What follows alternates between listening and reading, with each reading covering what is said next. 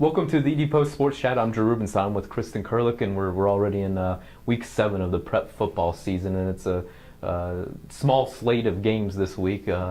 Preston and Clay-Battelle are both off. Morgantown and University both return home. But first, before we look at Friday's games, let's kind of go backward and take a look at Clay-Battelle's game. First time that you've been able to see the CBs this year, and they didn't really have many problems with Valley Wetzel. Not at all. The CBs looked pretty great on Monday. First of all, they had a tribute for Sydney Rush before the game, which was a very special moment, and I think everyone was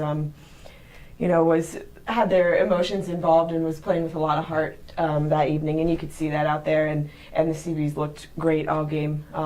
Tristan Hott threw for 2 touchdowns, ran for 2. Jacoby Steele ran for 3. Tanner Bragg caught 2 touchdown passes. They had just weapons all over the place. There wasn't much they couldn't do. Yeah, it seemed like kind of a game that they've had a lot of this season. Yeah.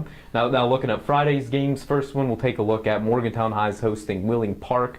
Battle versus number 12 Mohegans and number 3 Patriots. Last year's game was one of the more entertaining games, just from talking to you, that you got to watch last season. And it was a bit of a shootout. And do you think history will repeat itself, or could it be a different style game here? Yeah, that game was it was a fun one, probably the best I saw all year. I think maybe people might be hoping for a repeat, but the Mohegans are not.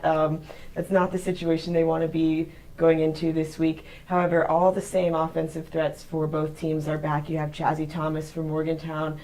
For Wheeling Park, you have quarterback Zach Phillips, you have running back Bryce Ingram, you have the receiver Eric Banks, all of whom are very fast players with big playmaking capabilities. So the potential for that is there again. However, MHS hopes that their defense has improved enough to stop those guys. And so far this season, they have.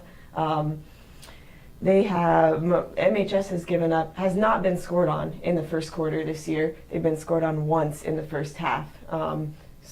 So really, as far as first team defense, that's pretty impressive. They're only allowing about 13 points a game, so that is the key for them to keep that up against a Wheeling Park team that has a lot of weapons. Absolutely. Offensively wise, what Chazzy Thomas has done, how impressive has this been? I mean, he won an award for last week's game, right? And to come back the way he has this season, and not only not lose a step, but it seems like he's maybe gained a step since last season. Yeah, Chazzy has individually outscored some teams in the state this year, which is really kind of crazy. And like you said, he's come back from that injury, and you can't tell. He looks great. And the even more impressive thing about it is you talk to Chazzy, and if you didn't know, you would have no idea. Just a great kid, really down to earth, and just really having a good year, and he deserves that. Absolutely. And the other game in town, University High is hosting Logan in their homecoming game. Is this one of the bigger, more physical teams that the Hawks have seen this season? Does the Wildcats bring a little something different defensively than UHS has seen in the first half of the season? Coach Kelly says that this will be the biggest and most physical team they will play so far this year. Record-wise, coming in, they're 4-1, which is, got to give them credit for that. However, they haven't played necessarily a great strength of schedule. They've played a AA team, a single A team, a pretty weak AAA team in there, but they are big. They line up across the front. They're about 270 on average, and they just run at you. They're going to get in a pro eye. They're going to run.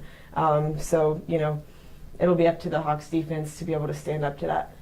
What about the return of Billy Kennedy? If he's able to return, you wrote about this in a column, and it seems like you don't see many teams as excited about their kicker / punter as the Hawks are in this guy. Yeah, Kenny was probably MVP for the Hawks last year. He was first team All-State. There's only one kicker on the first team All-State, so that's pretty impressive. And that was really devastating for them when they found out he was going to be out the first week of the season.